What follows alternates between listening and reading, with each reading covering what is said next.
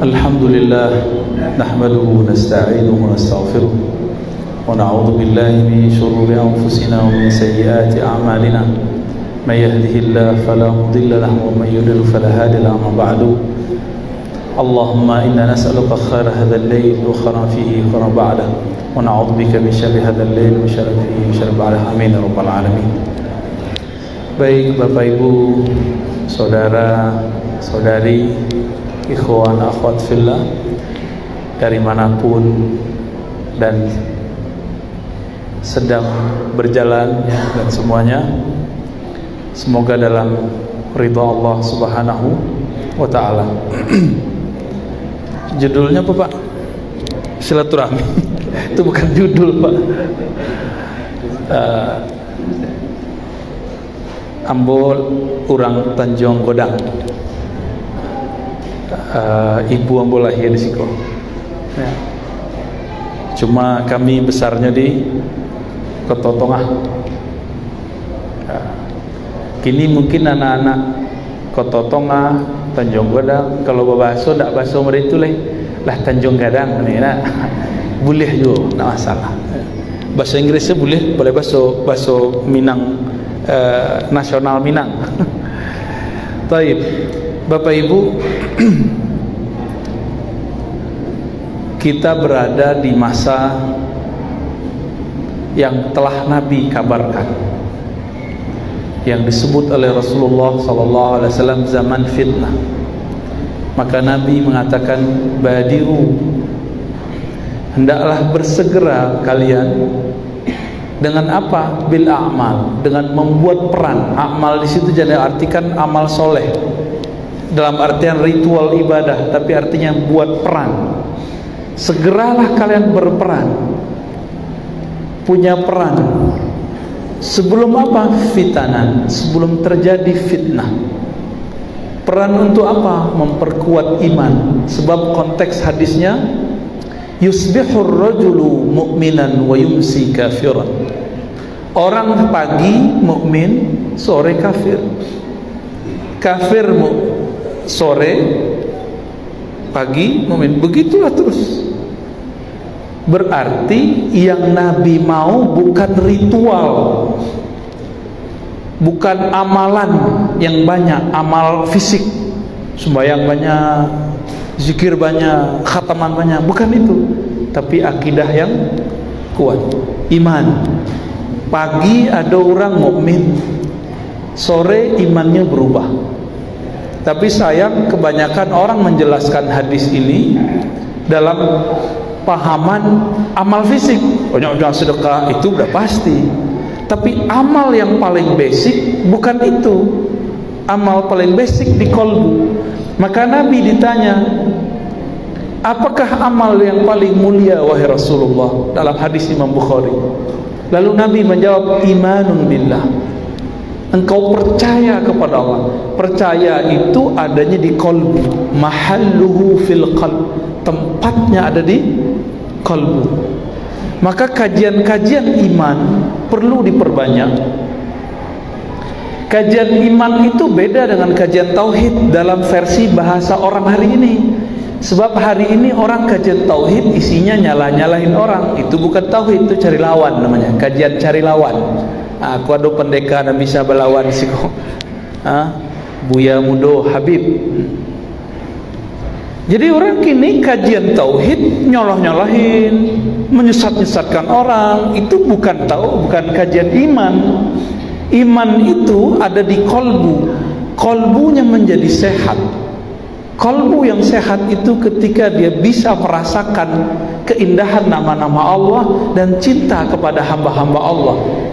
Maka ketika ada orang mengklaim kajian tauhid, tapi dia kemudian memusyrikkan orang tuanya, memusyrikkan guru-gurunya, dan menganggap sesat orang-orang yang berbeda dengannya, itu bukan kajian iman. Itu tauhid takfiri atau tabdi'i, tauhid pengkafiran atau pembid'ahan. Kini banyak, ya nak? Kajian iman itu dalam sebuah riwayat seorang sahabat Muaz bin Jabal bertemu seorang sahabat, bahkan beliau sendiri yang mengajak. Apa kata beliau? Ta'al nu'min sa'atan. Jadi dia ajak mereka, ayo kita beriman sesaat. Apa yang mereka lakukan? Ngaji ma'rifat, mengenal Allah, sifat-sifat Allah, kemudian memasukkan nama-nama Allah dari lisan ke dalam qalbu. Maka mereka bisa duduk berjam-jam itu menyebut nama Allah. Nu'min sa'atan. Maka nu'min di situ amal qalbu. Tapi sayang hari ini kata iman, kata tauhid sudah disalahartikan. Kalau kajian iman hari ini nyalahin orang belajar sifat 20, ya, Allah wujud, qidam, baqa, mukhalafatu, itu sekarang dianggap salah. Akhirnya kajian tauhid bukanlah mentauhidkan Allah, tapi cari lawan kepada hamba Allah. Dan apa yang paling menyedihkan, kita mengatakan, oh kamu, ente mau coba mengkafirkan, menyalahkan orang-orang tua-tua dahulu. Mereka keluarkan satu ayat, wa idza qila lahum ittabi'u ma anzalallah, jika engkau berkata kepada mereka ikutilah apa yang Allah turunkan, mereka menjawab, kami mengikuti apa-apa yang dilakukan pendahulu kami. Itu ayat ada di surah Al-Baqarah, dan yang semakna dengan ayat itu ada dalam surah Luqman. Ayat itu bukan untuk menyalahkan orang beda faham, sebab ayat itu turun akidah Asy'ariyah tidak ada di situ namanya Asy'ariyah. Akidah bersifat 20 namanya, ya. Jadi dek kawan, ayat itu jangan kami mengikuti orang tua-tua kami, lalu dibantah di ayat itu, ya. Jadi ayat itu melarang mengikuti orang tua-tua. Orang tua di ayat itu orang tua di Mekah. Orang tua dulu di Mekah, mereka sembah Allah atau sembah berhala? Sembah berhala. Dek kawan, diambilnya ayat itu untuk menyerang orang tarekat sufi karena masalah robitoh, mengenang guru, mengingat jasa guru sebelum zikir. Tidak nyambung. Itu adalah pemalsuan makna ayat, dan itu berbahaya. Itulah yang Nabi katakan dalam hadis Imam Tirmizi, ya, orang yang man qala atau man fassara al-Quran bi ra'yihi, siapa yang mentafsirkan Quran dengan akal-akalan dia, dengan pemahaman hawa nafsunya, falyatabawwa maq'adahu minan nar, siap-siap tempat duduknya di neraka. Ayat untuk orang kafir, untuk orang musyrik, dialamatkan kepada orang yang beda faham. Sah nggak tuh? Boleh nggak tuh? Katanya kajian tauhid. Nah itu banyak Pak hari ini. Nah, semoga masjid kita, lingkungan kita bisa bertahan. Jangan diam Pak, para buya, para ustadz, masyayikh, tolong jangan diam. Gak usah takut. Oh nanti jamaah kita sepi. Emang mereka banyak? Ya, Buya Habib, enggak juga kok. Yang paling sedih, ada kawan ahlu sunnah buat majelis ahlu sunnah, ada satu yang beda faham, yang dia hargai yang satu itu, yang lain dia sakiti. Yang karena yang satu ini si tauhid yang tadi, yang lain dia hantam, padahal yang lain itulah yang sebenarnya mencintai dia. Bapak Ibu, dulu di Tanjung Godang ada guru kita, orang tua kita, Datuk Ongguang, ya. Kami dulu ngaji kitab di surau, surat apa istilah, surau Tanjung, Tanjung. Dulu kami setiap hari Jumat pura-pura permisi Bu, dari sekolah di man. Tidak balik-balik ya. Sehari Jumat jam 8 paling 10, paling cuma 2 jam. Kama turun ke surau, orang sedang mengaji hikam I'anatul Talibin, Ihya Ulumuddin. Ajib kita. Ya. Kini tidak ada oleh nak. Buya Nu'man sudah sepuh, udah 80-an umurnya, mungkin sudah 85 kali ya. Tadi kami ke tarbiyah beliau, ke kepala madrasah tarbiyah Koto Panjang. Jadi beberapa hari ini Bapak Ibu sebagai tahadus menceritakan nikmat Allah, karena Allah mengatakan adapun nikmat Allah fahadits, ceritakan, akhir surat Duha. Kami membuat kajian kitab berbahasa Arab untuk para guru dan santri-santri senior di madrasah tarbiyah Pasya Agam. Jadi kalau dari Canduang terus masuk ke dalam Pasya, mungkin ada yang berasal dari Agam, faham maksud apa. Datang situ udah kayak saudara ya, alhamdulillah dengan mereka, walaupun kami bukan tamatan situ, alhamdulillah. Jadi kadang-kadang saudara itu bukan orang nan alma mater Jawa, kadang-kadang orang yang sekaji Jawa ya. Di hari kedua dan ketiga kami menyebutkan silsilah keilmuan ulama di Minangkabau, khususnya Agam, Kabupaten Kota, Payakumbuh, Lintau ya, Betanah Datar dan sekitarnya. Dan mereka kaget, mereka merasa senang, karena selama ini kawan-kawan itu menganggap ajaran yang suka membid'ah-bid'ahkan ini yang diserangkan MTI, Madrasah Tarbiyah Islamiyah, karena benteng Ahlus Sunnah. Jadi Bapak Ibu kami kasih tahu, benteng Ahlus Sunnah itu bukan di YouTube. Di mana bentengnya? Di Madrasah Tarbiyah Islamiyah. Di ujung jalan ku ada Tarbiyah Pekan Senayan, tapi tidak tahu lay jalan dah. Kan layar mutu layah ya lah. Semoga tidak ya. Kewajiban antum kau bu ya. Ya. Ada pendekar Ahlus Sunnah sih kau berdua. Nah, nanti bisa gue Buya Habib.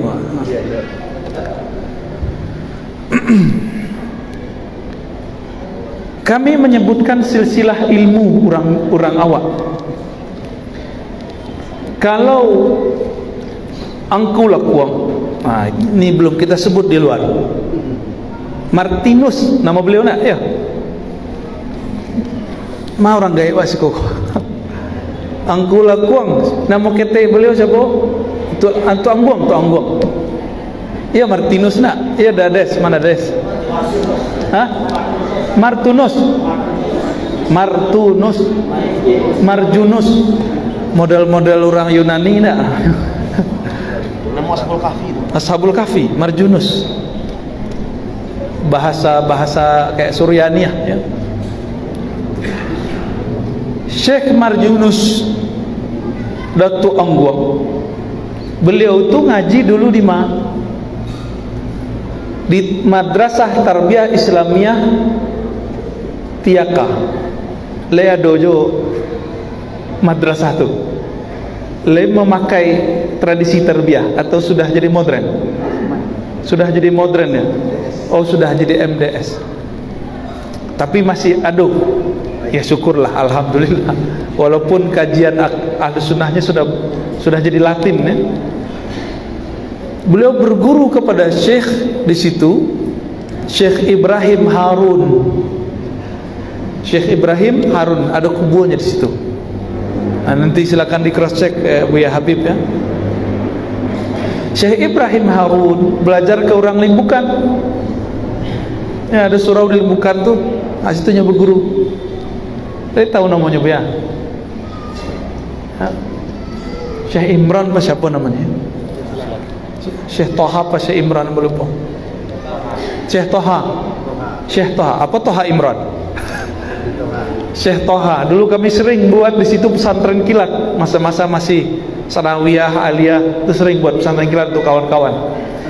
Ketika masuk ke ruang merbot ya, garin, di situ terlihat banyak kitab, tapi sudah banyak yang dicuri dan dirusak orang. Berarti dulu sang imam, sang guru di situ emang ahli kitab. Nah, mereka dulu bersama-sama ngaji ke Mekah. bersama Syekh Abdul Wahid As-Solihi ngaji di Mekah. Bertemulah dengan Syekh Umar Bajunaid, Syekh Ahmad Khatib, orang awak tapi jadi mufti di Mekah, orang kota tua agam.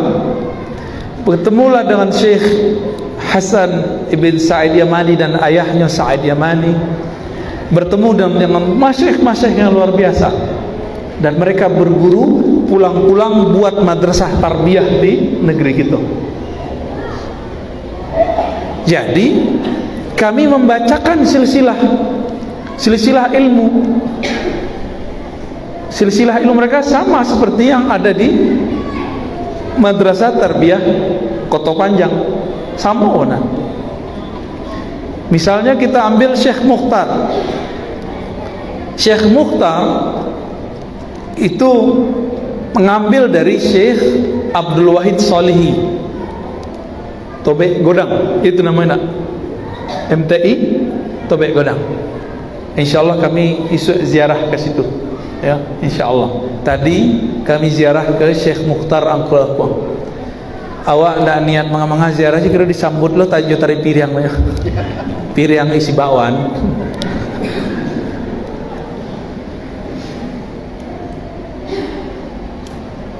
Syekh Abdul Wahid langsung ngambil ke Mekah.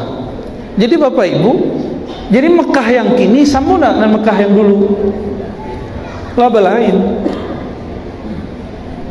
Maka kepada para masyayikh, para ustadz, buya, para pendakwah, tidak usah hilang kepercayaan diri untuk mendakwahkan akidah ahlus sunnah. Apa sebab? Silsilah ilmu kita itu bersambung kepada ulama-ulama di Mekah, ulama-ulama di Mesir, ulama-ulama di Yaman, ulama-ulama di Suriah, bersambung. Syekh Ahmad Khatib berguru kepada Bakri Syata, Nawawi Banten, tapi jadi mufti di Mekah. Pernah mengajar di Mesir, Syekh Nawawi Banten, Nawawi bin Umar Al-Bantani. Syekh Nawawi itu mengarang kitab dan semuanya pakai bahasa Arab. Dan kitab beliau dipakai di berbagai penjuru negeri. Canggih dah tuh, orang awak, orang Indonesia, orang Banten. Nah, dalam skala nasional gue.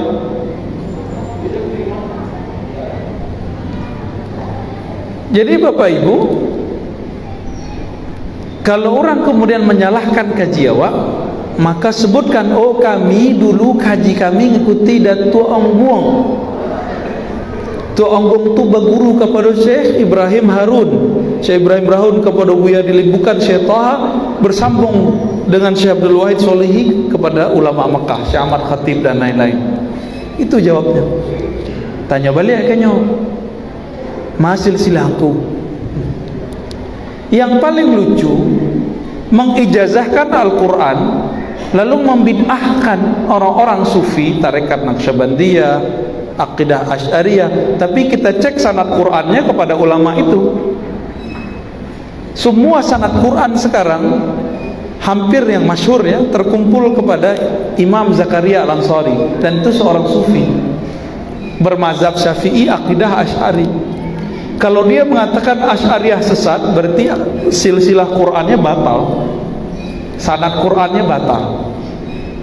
Jadi Bapak Ibu, ingin menyegarkan semangat kita beragama, jadi zikir-zikir mau yang kita lakukan setiap ada sholat, ya, kunut subuh, walaupun di Mekah saat ini tidak berkunut, tapi kunut itu dibawa dari sono, ya.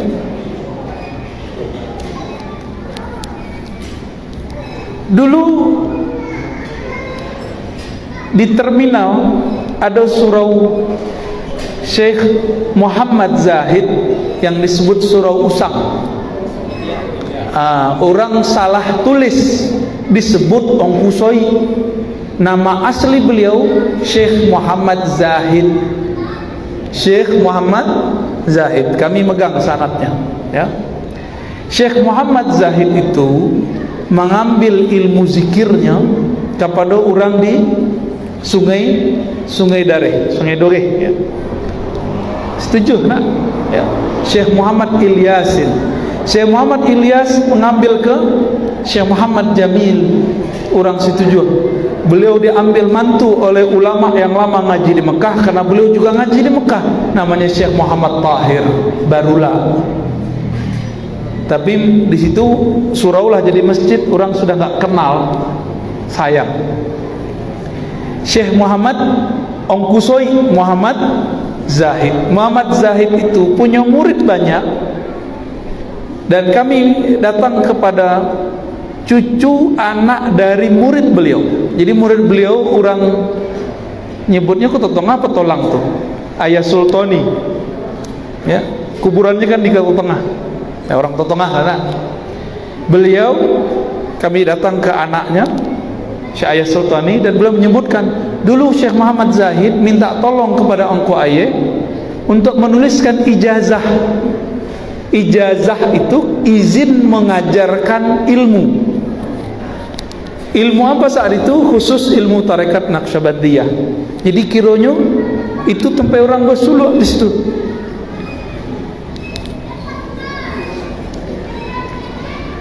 Syekh Muhammad Zahid itu punya murid, ada namanya Syekh Junaid, ya. Itu di belakang masjid Pancasila itu loh. Istiqomah, ya. Pancasila lo namanya. Ada masjid Istiqomah, belakangnya ada surau. Dulu kami yang meresmikan itu, meresmikan tagaknya berdiri kembali. Syekh Junaid. Syekh Junaid itu punya murid Bahyal Karimi, Buya Bahyal Karimi. Mungkin anak keturunannya masih ada lah, ya. Nah, sedangkan Syekh Muhammad Zahid mempunyai murid tadi Buya Ayas. Kemudian hanya ada kawan lain di Poyolanse namanya Syekh Qasim. Syekh Qasim itu guru dari Abuya Dahnar Tu'daniyah dan Majan Quran. Beliau suluk 2 kali dengan Syekh Qasim. Syekh Qasim itu, jadi Syekh Qasim, Syekh Ayah Sultani, Syekh Junaid, 3 orang itu ngambil ilmunya kepada Syekh Muhammad Zahid Ongkusai. Nah, ini satu wilayah itu dulu, ya. Maka Bapak Ibu, kalau kita cek tadi sampai ke Muhammad Tahir, ya, barulah Syekh Muhammad Tahir kamanya mengaji. Muhammad Zahid, Muhammad Ilyas, Jamil, Tahir. Kemana Syekh Muhammad Tahir mengaji? Ke Syekh Ismail Al-Makki Al-Minangkabawi. Syekh Ismail orang Simabuah, Batu Sangka. Kami malam tadi di situ. Tapi lama Mekah. Beliau belajar zikir dan belajar suluk di depan Masjidil Haram Jabal Abi Qubais. Kaji itu yang dibawa ke siku. Bedanya Syekh Muhammad Tahir kalau zikir lembut-lembut, la ilaha illallah, la ilaha illallah, begitu aja, ya. Beliau punya kawan namanya Syekh Abdurrahman Kumango. Karena zikirnya bercampur tarekat Saman, zikirnya lebih keras. Lahilah sile Kumango. Antum ta'allamtum, ya? Waduh, gawat. Ketemu jawara nih, ketemu Pandeka lidah.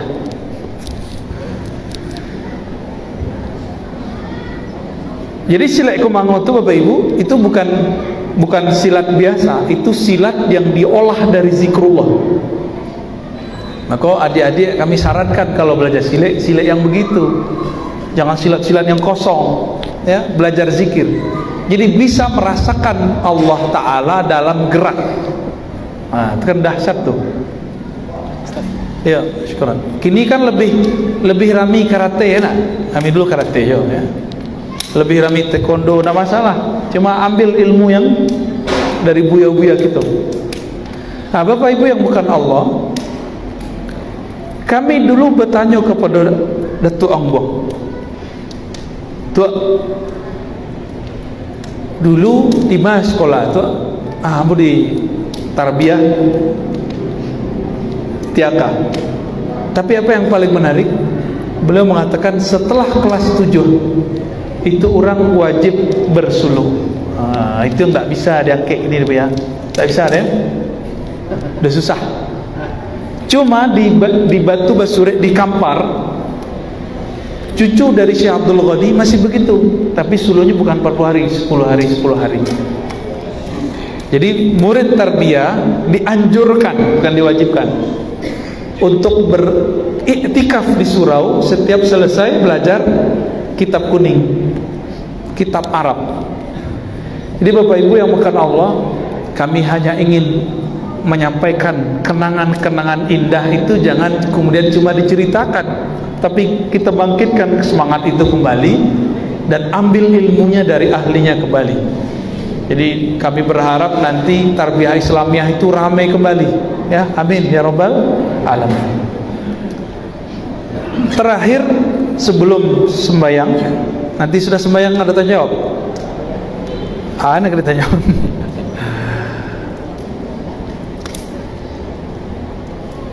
Kembali kepada materi kita tadi, Nabi ditanya, apa amal terbaik? Beliau menjawab, al-imanu billah, ilmu iman. Iman itu mahalluha fil qalb, tempatnya ada di kolbu. Di kolbu. Nah, pertanyaan, kolbu itu apa? Hati jantung, hati liver, atau otak? Nah, kedokteran dan psikolog tuh debat tuh. Tapi Imam Ghazali dan para imam-imam terdahulu tidak pernah berdebat. Nggak pernah berdebat. Kolbu itu dibagi dua istilahnya. Ada kolbu yang zahir, namanya kolbu sanubari, banamulah jantung. Beberapa aliran kebatinan salah kaji, keliru. Dikira gerak jantung itu gerak kalimah Allah, bukan. Sehingga mohon maaf, beberapa kajian-kajian kebatinan kalau ingin putuh kaji, bedah ayam sedang hidup diambil jantung, dilihat jantungnya, itu zolim. Kalau mau gorok dulu, ya. Kalau kini kan nggak perlu begitu, ya. Di handphone tuh ada jantung yang bergerak-gerak, emoticon namanya. Tinggal tunjukkan aneh. Kalau mau ingin menunjukkan jantung. Sayangnya yang begitu disebut tasawuf, padahal itu bukan tasawuf, itu kezaliman. Tolong diluruskan buya-buya, dan kami yakin sumber kajian ilmu itu nggak seperti itu mengajarkan. Ya. Itu kolbu jantung. Ada kolbu yang kedua, itu kolbu nurani. Kolbu yang bercahaya. Jadi bahasa awak, hati nurani. Jangan salah, ada hati nurani, ada hati sanubari. Inna Allah yanzuru ila qulubikum. Ketika disebut di dalam hadis Allah memandang ke kolbu engkau, itu maksudnya adalah kolbu yang bercahaya, bukan jantung. Tapi si kolbu nurani itu sangat berkaitan dengan si jantung. Makanya ketika seorang yang jatuh hati kepada kekasihnya, memandang kekasihnya, hatinya jatuh, jantungnya berdebar. Nah, disitulah hubungan erat antara hati nurani dan hati sanubari, hati jantung. Berdasarkan itulah penutup kaji. Jadi penutup kaji dari Imam Sanusi ambo agih kini, walaupun kita nak ngaji kitab itu, langsung saja kaji kesudahannya. Apa kata beliau? Kitab tebal-tebal ditulis membahas iman, puncaknya adalah la ilaha illallah. Puncaknya la ilaha illallah. Maka semakin faham seseorang makna la ilaha illallah, semakin tenang kolbunya. Jadi kolbu tu dia gena jabatan tingginya tidak tenang, malah tambah terancamnya. Cobalah yang dapat jabatan. Raso-raso kalau punya oto baru senang hati, Pak. Cobalah punya oto baru, parkir kegores ketek, le senang hati. Tidak. Awak sedang asik-asik, tiba-tiba ada orang yang nyalip. Baras hati, oto buruk menyalip awak. Kiranya awak punya oto rancak nak membahagiakan hati. Kalau ini rancak tu lain cerita ya. Tu puya salah nak cerita tu.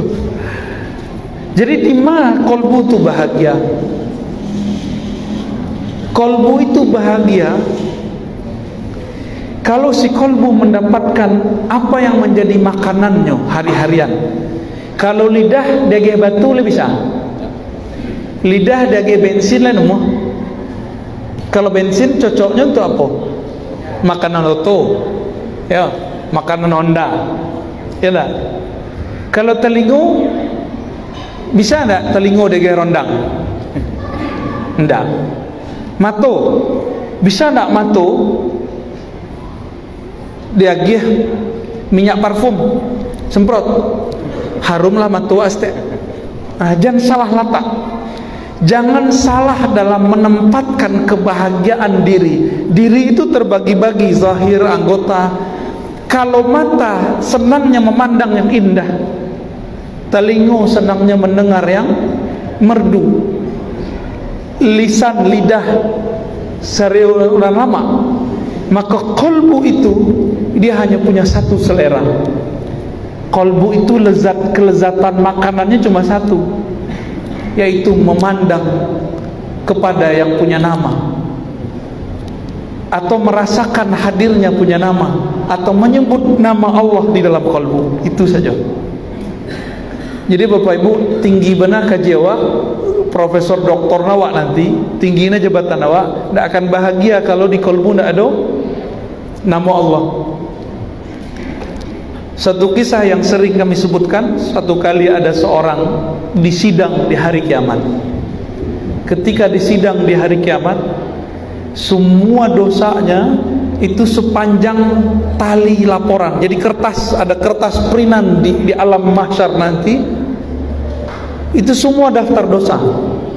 Sepanjang mata memandang, sepanjang itulah dosanya. Akhirnya malaikat azab kemudian langsung mengambilnya dan ingin membawanya masuk neraka. Hadis ini ada di Imam Tirmizi dan di Imam Baihaqi dan hadisnya sahih. Lalu Allah berfirman, "Hei, tunggu dulu malaikat. Ada satu hal yang tertinggal darimu. Engkau baru menghisap zahir dari badan dan pikirannya, tapi engkau belum menghisap denyut jantung di dalam kolbunya." Sebab denyut jantung itu berkaitan dengan kolbu yang bercahaya. Maka bedahlah kolbunya. Dibedahlah oleh malaikat. Dibedah Pak, kaget malaikat. Kolbu orang itu menyebut nama Allah, Allah, Allah, begitu. Dalam riwayat Imam At-Tirmizi, la ilaha illallah, la ilaha illallah, la ilaha illallah di kolbunya itu. Kaget malaikat. Hah? Berarti, nah ini rahasia, malaikat tidak tahu amalan tersembunyi di dalam kolbu. Akhirnya Allah berfirman, timbanglah kalimat la ilaha illallah atau Allah, Allah itu ambil. Lalu timbang, taruh di kanan, amal maksiatnya taruh di kiri. Apa yang terjadi? Awal goyang-goyang, goyang-goyang. Lama-lama kalimah itu tambah cepat. Semakin dikeluarkan, tidak ada putus-putusnya. Selalu aduh. Maka malaikat azab pun melepas. Salah Pak. Ternyata kalimah la ilaha illallah ditimbang dengan langit dan bumi masih lebih berat. La ilaha illallah. Itulah Nabi Musa bertanya, ya Allah, hadis sahih, khususkanlah aku dengan satu zikir. Apa kata Allah? Qul la ilaha illallah. Hai Musa, bacalah la ilaha illallah. Apa kata Nabi Musa? Ya Allah, kalau la ilaha illallah sudah banyak hambamu yang mau punya, sudah banyak hambamu yang tahu. Ya banyak yang tahu la ilaha illallah. Tapi la ilaha illallah buya, kau lain jo la ilaha illallah Bapak Ibu. Lain Pak. Sebab Allah kemudian berfirman, ikutlah ilah Allah. Kalau ditimbang dengan langit dan bumi, itu lebih berat la ilaha illallah. Nabi Musa ditalkin langsung oleh Allah. Apa ditalkin? Dibimbing langsung membaca oleh Allah. Nah, itu yang bedain Buya aku juga Bapak Ibu. Beliau dapat bimbingan dari gurunya, dapat bimbingan beberapa orang, dibimbing membaca la ilaha illallah dengan lisan dan dengan qalbu, pikiran, sehingga menyatu. Lidah menyebut, qalbu pun menyebut, pikiran pun mengikut. Terjadilah getaran-getaran di situ. Ditimbang getaran itu lebih berat dari semua dosanya. Maka Allah berkata ke Musa, "Hai Musa, kalimat ini jangan main-main. Engkau timbang dengan langit dan bumi, itu lebih berat." Jadi Bapak Ibu, di mana bumi yang paling bagus cahayanya, yaitu tempat yang di atas itu banyak orang baca la ilaha illallah. Tapi kini ada orang setiap wak banyak menyebut la ilaha, kecil gilo wak orang. Ya Bu ya. Jadi Buya aku dulu sebegini masih nak Bu ya, khataman la ilaha masih jalan, tak tahlil masih. Ya sahabat kita lah wafat duluan ya, Tuanku Mali Putih ya. Beliau lagi tahlil mencontohkan la ilaha illallah yang bagus kepada jamaah, langsung lewat, langsung Allah cabut dalam waktu yang indah. Coba bayang deh Bapak Ibu, ada Buya siko nak ambo dah. Amodeliko cara baca la ilaha illallah Bapak Ibu, ditunjuknya dari beliau, la ilaha illallah, langsung jatuh. Indah lah tuh, indah. Lain nak wafat dalam keadaan begitu. Ambil ilmunya dari ahlinya, fahamnya ada di buya-buya ahli kitab kunyang, cara membacanya ada di orang-orang tarekat. Silakan diamalkan, cari mereka, cari yang cocok jawab, tidak cocok jangan dibasuh ya. Jika Nabi Musa zikir tertingginya la ilaha Allah, maka Nabi Muhammad pun mengulang afdalul dzikri la ilaha illallah. Zikir yang paling mantap itu, paling lezat itu la ilaha illallah. Zikir paling berat masuk ke kalbu, kalbu itu jadi berat. Makanya orang kalau punya kalimah itu di kalbunya, kalimat-kalimatnya akan berat, tak bawa lendong waktunya, tak bawa waktu orang tu, kecuali awak ingkar ya. Lahazan orang labang, insyaAllah undur. Wih, tinggi kaji dades gini. Biko dia tak selesai lah dah. Pengurus bercakap lah cerita. Nah, shoot lah dulu. Jadi ibadah. Lanjut sedulu. Anda nanti wak komat saja. Komat, ya. Waduh, salah orang jemaah kurang sehat badannya. Jadi pulang kendaraannya sampai ke dalam gigi belakang. Makanya dia salah jemaah kurang sehat badannya. Ini ke pulang. Anak mau pulang dengan acara mau ternyata masih sakit. masih sakit. Terminal pulang jam. Kendaraan tambah di sini. Sudah. Sini airnya. Kita tutup dulu ya. Sallallahu alaihi wasallam. Assalamualaikum warahmatullahi wabarakatuh.